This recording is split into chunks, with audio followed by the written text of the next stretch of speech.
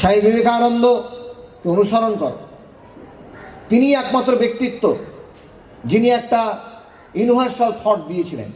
কোনো প্রাদেশিকতা নয়, কোনো ধর্মের নয়, কোনো রাজনীতির নয়, কোনো জাতির নয়, সারা বিশ্বের। যেখানে উনি বলেছেন, আমেরিকায় প্রশ্ন করা হয়েছিল তাকে যে আপনি কি কনভার্সন করতে এসছেন, আপনি কি আমাদের হিন্দু ধর্মে কনভার্ট করতে এসছেন? বলে না, আমি এসছি যে তুমি একটা ভালো খ্রিস্টান হও, যদি খ্রিস্টান হয়ে থাকো। এই যে মুসলিম থাকো তো ভালো একটা মুসলিম হও, তুমি ভালো যদি হিন্দু হতে চাও একটা ভালো হিন্দু হও, তুমি একটা ভালো মানুষ হও। অর্থাৎ আমরা যে যে প্রফেশনে আছি, স্টুডেন্ট, টিচার, পিতা, মাতা, বিভিন্ন রকম বিভিন্ন প্রফেশনে যারা আছে তারা একটা ভালো সেই জায়গা থেকেই ভালো হোক, সেটা স্বামীজি চেয়েছিলেন। স্বামীজি বলছেন যে আমি চাই না যে হাতের 5টা আঙুল সমান হোক, 5টা আঙুল 5 রকমই থাক, কিন্তু ভালোভাবে থাক। এই যে একটা হলিস্টিক এবং ইতিবাচক যে চিন্তাভাবনা, সেটা এখন বিবেকানন্দের মধ্যেই আছে। দুর্ভাগ্যের বিষয়, আজকে বাংলাতে আমরা আমাদের চোখের সামনে সূর্য, একটা গান আছে বিবেকানন্দ সূর্যের এক নাম, আমরা অন্ধকারে হাত ধরে বেড়াচ্ছি।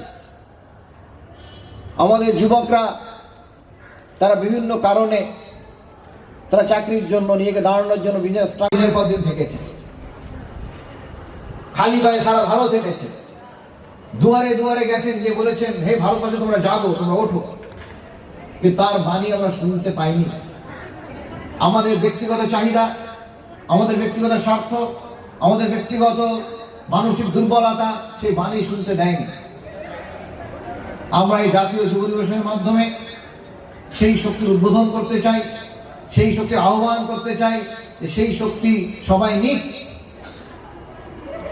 স্বামী বিবেকানন্দকে অনুসরণ করে একটা মানুষ কি করতে পারে, আমি ছোট এক্সাম্পল বলছি, এই মিশনটাই তার এক্সাম্পল। যে নিত্যানন্দ মহারাজ তিনি টাটা বিড়লা ছিলেন না, রওনা মিশন থেকে তিনি বেরিয়ে আসেন, আপনারা হয়তো জানেন বা না জানলেও শুনে নিন, তার পকেটে একটা পয়সাও ছিল না, রিক্সায় করে চলে এসেছিলেন আর কয়েকটা ব্যাগ নিয়ে। এই মিশন ভাড়া বাড়িতে শুরু হয়েছিল, পয়সা ছিল না এটা কেনা, কিন্তু উনি একটা স্বপ্ন দেখেছিলেন বিবেকানন্দকে আশ্রয় করে। আজকে আমাদের প্রায় 40টা সেন্টার, অর্থাৎ একটা এক্সাম্পল চোখের সামনে। আমরা তো বলতে চাই প্রমাণ কি, আমি প্রমাণ দিচ্ছি আপনাদের যে একটা মানুষ তিনি বেরিয়ে যদি এত বড় কর্মকাণ্ড করতে পারেন, তা আমরা প্রত্যেকে কেন এই 10% করতে পারি না? সেই শক্তি আমাদের মধ্যে আছে, সেই ইচ্ছা আছে, কিন্তু পথপ্রদর্শক দরকার, একটা কোচ দরকার, একটা গাইড দরকার। সেই গাইড হচ্ছেন বিবেকানন্দ। আমি সবাইকেই বলবো, ছোট বড় সবাইকে বিবেকানন্দের বই পড়ুন, দেখবেন কত আপনি শক্তি পাবেন, কত আনন্দ পাবেন, কত উৎসাহ পাবেন, দুঃখকে বরণ করতে পারবেন, অভাবকে বরণ করতে পারবেন, হতাশাকে আপনি কাটিয়ে এগিয়ে যেতে পারবেন। যে কোনো জায়গায় আপনি যাবেন, সবাই আপনার কথা শুনবে যে হ্যাঁ এই লোকটা কিছু বলতে পারে, এই স্টুডেন্ট কিছু বলতে পারে, এই কথার মধ্যে একটা মূল্য আছে। সেই হচ্ছে বিবেকানন্দের অগ্নি। বিবেকানন্দ অগ্নি জ্বলে উঠুক, বিভিন্ন জায়গায় জ্বলে উঠুক। স্বামীজি বলছেন নতুন ভারত বেরুক, বেরুক লাঙল ধরে চাষার কুটির হতে, বেরুক ঝোড় জঙ্গল পাহাড় পর্বত থেকে, অর্থাৎ ভারতে যে পিছিয়ে পড়া জায়গা সেখানে নতুন ভারত বেরুক। নতুন ভারতে সবাই আসুক, নতুন ভারত তৈরি করুক। আর সেই ভারতের স্বপ্নের মূল কথা হবে যেখানে গড ওয়ার্শিপিং ম্যান। আমরা মানুষকে বিভিন্নভাবে ঘৃণা করি, বিভিন্ন কারণে। আর ঘৃণাটা পশ্চিমবঙ্গে সবচেয়ে বেশি। স্বামীজি বলে গেছেন যে পশ্চিমবঙ্গের মধ্যে আমাদের একটা দুর্বলতা আছে, ঈর্ষা। আমরা একে অপরের ভালো সহ্য করতে পারি না, এটা স্বামীজির পত্রাবলীতে ছত্রে আছে। তো উনি একটা রোগ দেখিয়ে গেছেন, সেই রোগটাকে আমরা সারাতে চাই না। সেই রোগটা সারানোর মেডিসিন দিয়ে গেছেন, সে মেডিসিন নিতে চাই না। তাই আমি রোগের যদি রোগটা আমি জানি, মেডিসিন জানি না, না রোগ সারবে কি করে? সেই জন্য তার উপায় একটা বলেছেন যে তুমি অপরের ভালো গুণটা দেখ। প্রত্যেকের মধ্যে ভালো গুণ আছে। একটা সাপের বিষ দিয়ে ওষুধ তৈরি হয়, সে প্রত্যেকের ভালো গুণ যদি আমরা নিই, প্রত্যেকের ভালোর চর্চা করি, তাহলে আমার ভালোটা আরো বাড়বে। আর আমি প্রত্যেকের নিন্দা করি, যেটা সমাজে চলছে। আগে টেলিভিশনে দেখবেন যে একে শুধু নিন্দা হচ্ছে, শেখার কিছু নেই, সারাক্ষণ একে অপরের নিন্দা চলছে। Why not we find out the virtues? Why not we discuss about divinity? Why not we discuss about the positivity? আমরা সারাক্ষণ সকাল ঘুম থেকে উঠে শোয়া পর্যন্ত একে অপরের দোষ ধরতে ব্যস্ত, একে অপরের ফল ধরতে ব্যস্ত। মায়ের কথা আছে, মা বলছেন বাবা শান্তি চাও, নিজের দোষ দেখো। আমার মধ্যে অনেক ফল্ট আছে। একটা হিন্দিতে কথা আছে, মানচাঙ্গা তো কাঠুরি মে গঙ্গা। আমার যদি হৃদয় পরিষ্কার হয়, আমার মন পরিষ্কার হয়, সব দিকে আমি পরিষ্কার দেখি। একটা শিশুর সামনে যদি একটা সোনার বল ধরা যায়, সে জানে না এটা সোনা নাকি, তার মধ্যে লোভ আসবে না। কিন্তু একটা বয়স্কের মধ্যে সোনা ধরা যায়, সেভাবে কখনটা চুরি করে নিয়ে যেতে পারলে ভালো হয়।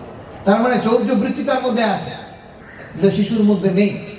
এই শিশু সুলভ মানসিকতা সবার মধ্যে আছে, সেটাকে নার্চার করতে হয়, কালচার করতে হয়। লোভ, হিংসা, দেশ এগুলো আমাদের থেকে বেরিয়ে যায়, দূরে সরে যাবে। তার ঐতিহাসিক ভাষণ বিশ্বকে দেখিয়েছে ভারতের আত্মমর্যাদা।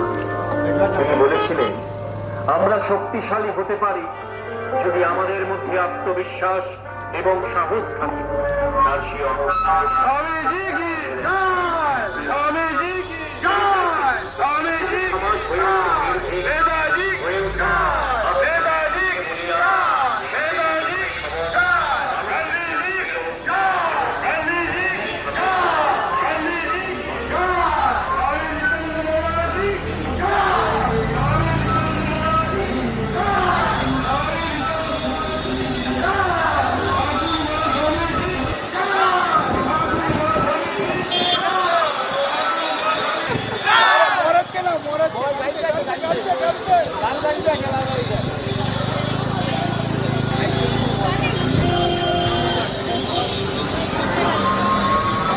সেই আমার থেকে ঘুরে চলে আবার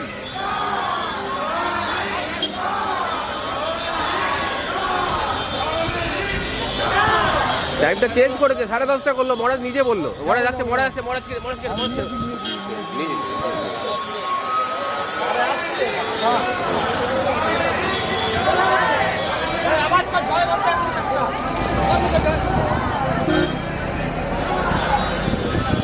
চলুন আমি একটা বাইক নিয়ে এখান দিয়ে যাবো। চল এখন বাইক নিয়ে যাবো।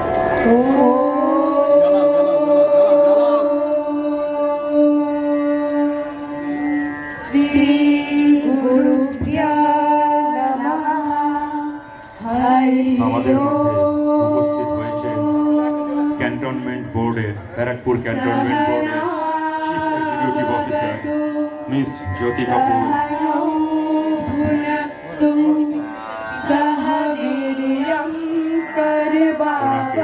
পুষ্পস্তবক দিয়ে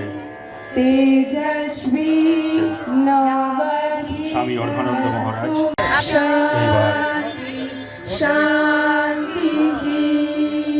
আমাদের নতুন মূর্তি উদ্বোধন হলেন সিইও ম্যাডাম মিস জ্যোতি কাপুরের হাত দিয়ে।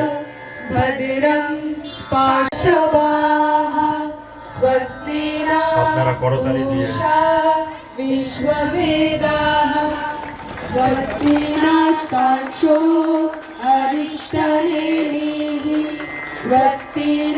আমাদের পেছনে শান্তি মন্ত্র পাঠ চলছে।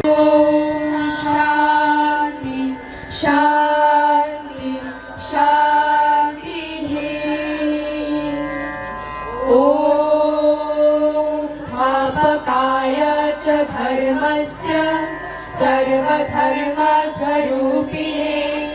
अवतार वरिष्ठाय रामकृष्णाय ते नमः। স্বামীজির মূর্তিতে মাল্যদান করেছেন। नमः श्री भगवते रामकृष्णाय भगवते रामकृष्णाय नमो नमः। Jyoti Kapoor madam, chief executive officer, Barrackpore cantonment board. আমরা ভাগ্যবান যে উনি আজকে আমাদের মধ্যে উপস্থিত হয়েছেন।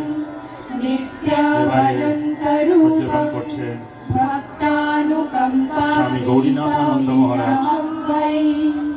ঈশাবতারং পরমেশ্বমিদং তং রামকৃষ্ণং শিরসা নমামা। এবার প্রদীপে উজ্জ্বলন করছেন স্বামী সুরানন্দ মহারাজ। विद्यास्वरूपं तं